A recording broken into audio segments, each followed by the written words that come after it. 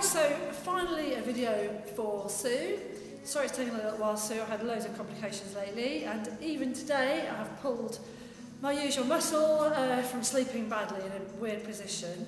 When we looked at you, there wasn't actually too much going on, so what I've done is something very specific, as I said to you the other day, more as a preventative thing, because I can see what your back wants to do, and if it continued to do what it wants to do, at the moment it's not too bad at all, but if it continued to curve into kyphosis, we'd be looking at tight neck extensors, sternomastoids, upper traps, pecs, anterior deltoids, lats, and the intercostal muscle. And we're looking at long neck flexors, mid-traps, thoracic spine, and then teres major and infraspinatus, which are around the back of the shoulder. So what I've done is I've put something in for you that will address all of those and not much else in a way. I want to keep this, it might take a while to do, having said that, and I do need to get a chair at some point. But yeah, this will take some time. The other thing I need to borrow is Slam Man to show you a stretch later. Some of it you'll already know. Bear with me. And also, Sue, I've had to keep notes because all of these routines are one-offs. There's no way I'm going to remember all of them. So bear with me. Oh, and this is assuming you've done the warm-up, which is generic, which is good because it'll get everything warm. First thing I want to talk to you about, I'm going to do this closer to the camera, is to stand, make a brace with your hands, i.e. clasp your hands, and put this against what would be the belt area. So you just give yourself a little bit of a support, if you like. Do the heel-toe thing that we do in Pilates, and then I just want you to close your eyes and focus on getting the balance between your big toes, little toes, and heels exactly the same weight going into those 3 points. Inhale now. As you exhale, I want you to imagine you've got a golden thread at the back of your crown, which is pulling you not only back, but up slightly. So it's like a diagonal pull back. They talk about the golden thread in Tai Chi. So we're going to do the following. Look for the 3-point balance in your feet. Brace with your abs, clasp with your hands. You might not need to do that long term. And then just get this diagonal thread to draw your head back. Because that's the other thing, if we were to watch your back get kyphotic, it's the opposite. It's this posture and the head coming forward. So that's the first thing to do. From there we go on to more familiar territory. So we're going to do what you're used to. Take the hands up towards the ceiling. Inhale, exhale. As you exhale, I want you to clasp. But in this case, Sue, I also want you to draw your shoulders down and to focus on holding this move for longer than we normally do. I'm just going to take my feet out a little bit. And then you can separate, but exactly the same rules apply. So we're retracting and holding the shoulders down. Separate out. Spin the thumbs in, out, draw back. At the same time, be aware of keeping your tummy compressed. Slight tension in the buttocks, so the buttocks are slightly turned under. I hope you can see that. From there, we're going to come into a windmill position. Now this is actually quite a hard one, but you're going to try and get your elbows in line with your shoulders. I'm going to go for about 10, 4, and you're going to try and keep them there, keep that alignment. 6, because you could go through this whole set 3 times, you might easily start to get tired. This is working those shoulder cuff muscles, 10 that we mentioned before, and relax. That is quite tiring. I haven't done that for a long time. From here, while we're standing, can you come into a simple quad stretch? Show from the side. Basically, we're drawing the knees together. You're used to this one. But then you can extend it. Push the toes into the hands. In, other side. Draw the knees together, so you're pushing through the hip flexors, because that was the only other problem that we had really, looking at for your back. Also slightly tight in quads, but barely worth mentioning, to be honest. No more so than most of the population. And in. And then we were talking about intercostals. So again, you're well used to this one. Up and over, push through the fingertips. And again, we've talked about this. You did really feel tight in this, but it's never a bad one to put in. Okay. And then ideally for you, up and over, hand to centre, and retract. If you did nothing else, it would almost be this little collection. Forward, rotate. Side, up and over. Drop forward, retract.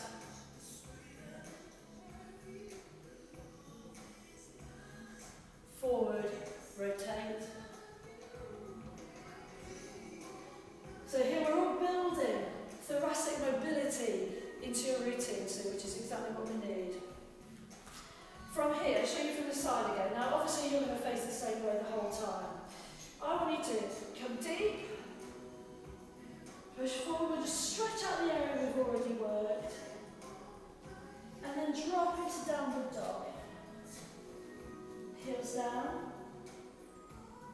I think a little strengthening. We're going to come into a press up and lift. And again, so I'm rocking onto my toes and lift. And again. And lift.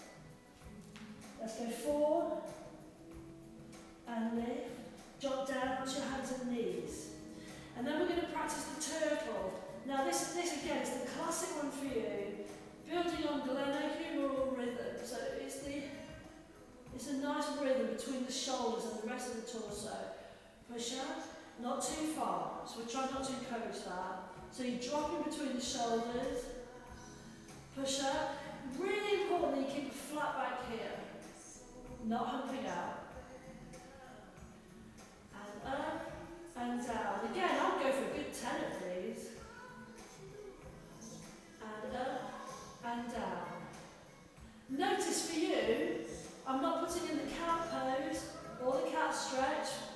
Although they're not harmful, for this routine which is designed specifically for you, I'm taking out anything that encourages the curve. About 7.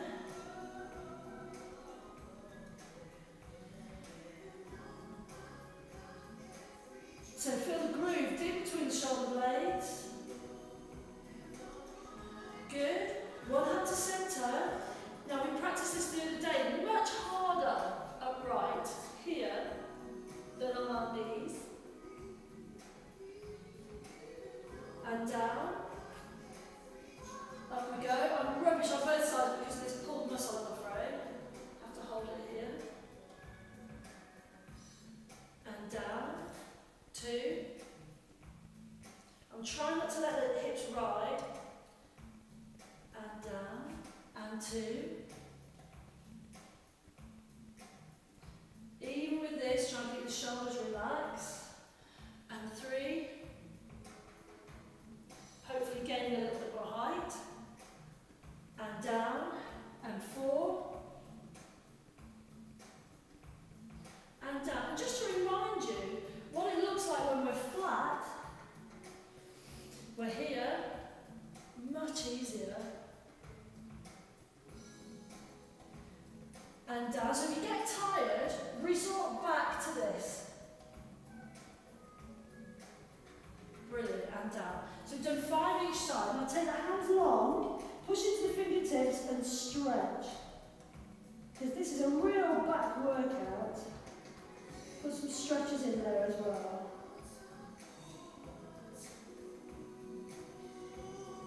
Roll the nose along the floor, lift, toes are under, and then we're going to come down over 4, 3, 2, 1. Take the hands ahead, relax. Inhale as you exhale, draw the tummy away from the floor. Separate the hands a little, squeeze into the bottom and lift.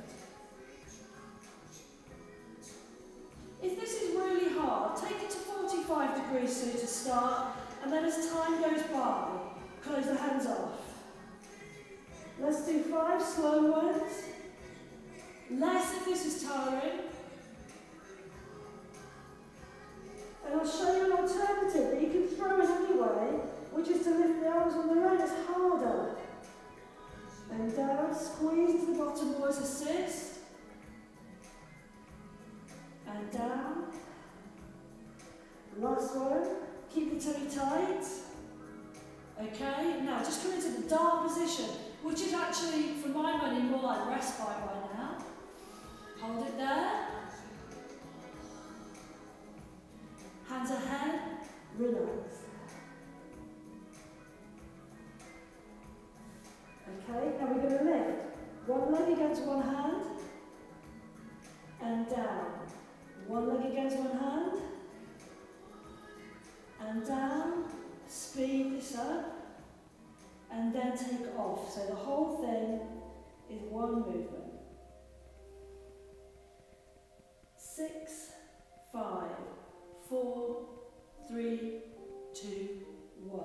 Handstand by your side. Breathe in out, compress. Squeeze into the bottom, spin the thumbs, and lift. And this is like the classic movement for you, Sue. Modified cobra, spinning the thumbs, squeezing between the shoulder blades, and relax and come over onto your side. Now I said about the anterior deltoids becoming tight in the pecs. So this next exercise is called the chalk circle. You've probably done it with me. So hands together, then turn the palm up, breathe in out, draw the tummy button in. And then you're going to take it in a circle all the way round, turn your body, and see if you can keep the hand in contact with the floor, all the way round, and back over the hip. And then we're going to repeat it with a modification, well, progression. Take the hand round. When you feel it's at the tightest portion, just windscreen.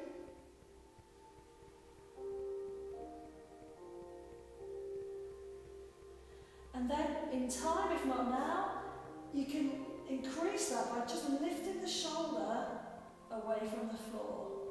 Wow. And then all the way around. Then the other side.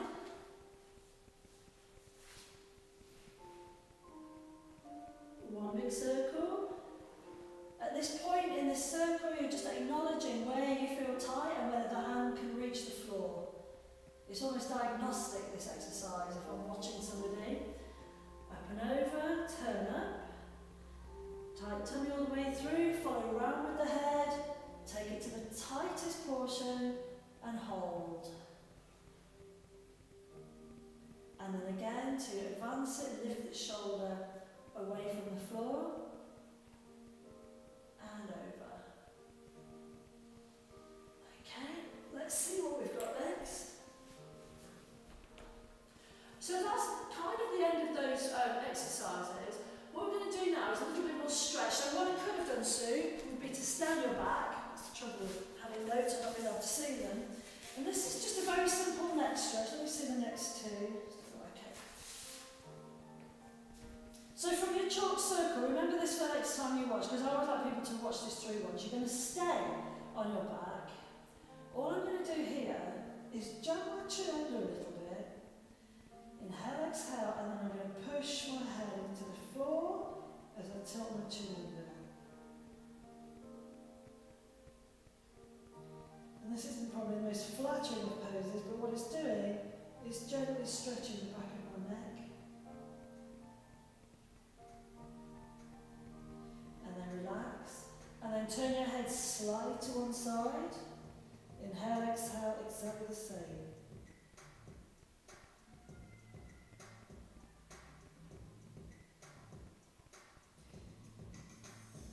Relax. Over, go to the other side. Breathing out, and again, just jam the chin down, push the back of the head into the mat. It's subtle stretching, but sometimes that's the best. Aggressive stretching often has the opposite effect. And I like this one, it's nice and simple. back to centre. Take the arms out to the side. Make limp fists, and without moving the shoulders, this is a tiny movement. Push the sternum up, so you're pushing your chest up, but keeping your elbows, shoulders, and everything to the floor. Relax, and again, same thing. Relax, and then you can speed this up. So it's a 1 and, 2 and, 3 and, 4 and. Let's go 8, 6, 7,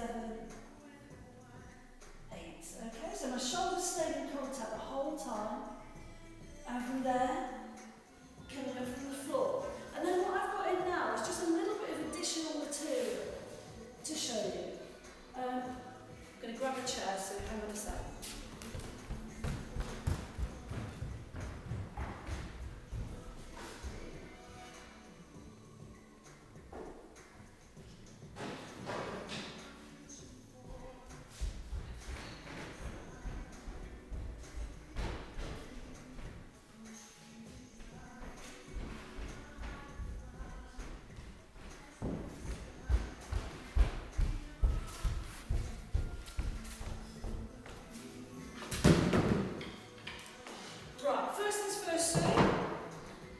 It's very difficult to stretch out the upper traps.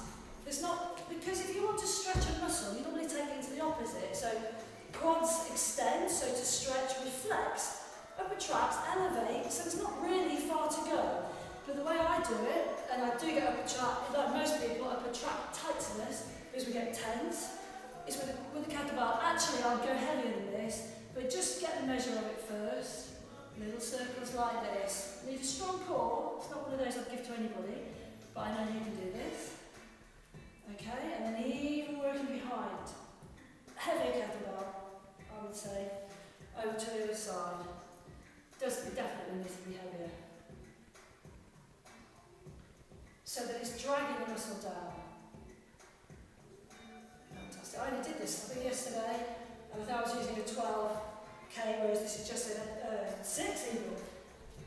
So that just gives you an idea. The other thought I had is roller work. Now, this is a really good exercise, but I would do this at home to start with a towel, and you'll see that even I'm struggling with it. It's quite a big bump, and I wish I'd brought a towel, but I didn't, so there we go. Put it underneath the apex of a curve, and then what we're going to do, I can't do this properly, but basically it needs to be lower, you can see that. Imagine this is a towel, and you drop your head back, snug it a little bit. That's it. And then your hands are going to come to this angle. If it's too difficult, make a T. If you can, make a Y, and then just rest. So the reason that this isn't quite right is because my head should really be more in this position. I don't really want it tilting back. And in fact, that isn't cute. If your head tilts back on the towel, then I would say that your kyphosis is a lot worse than it actually is, but I know it isn't that bad. So holding it there or here. And what you want to do is hold this stretch. You're stretching now, not working, for a good minute, if you can, building up to 5 minutes over a month, say. And then you could, if you want to, go to an actual rolling exercise. So I cross my hands over my chest and literally roll over the thoracic region. I'll tell you what, after what we've just done, you'll want to, especially if you went through that twice or 3 times. Okay? The chair is basically good posture, really. We're looking at when you're on a computer, that we just want to get you more upright. So you might even need a block underneath your feet. Try this at home. If you find that this whole thing is bringing you forward, maybe put a block under your feet and then set the laptop to work where you would be optimal posture, which is kind of here, isn't it? As opposed to there, you can see what that's doing. So those are my 3 sort of tips for you as well. I just want to quickly read on my notes to see if there's anything else to add in. But I think that's it really. I think that's quite a nice routine. The other thing I might say is if you went through 2, set 3 even in future, is to build up more reps into the whole thing. But other than that, I think that's pretty much nailed it. Thanks.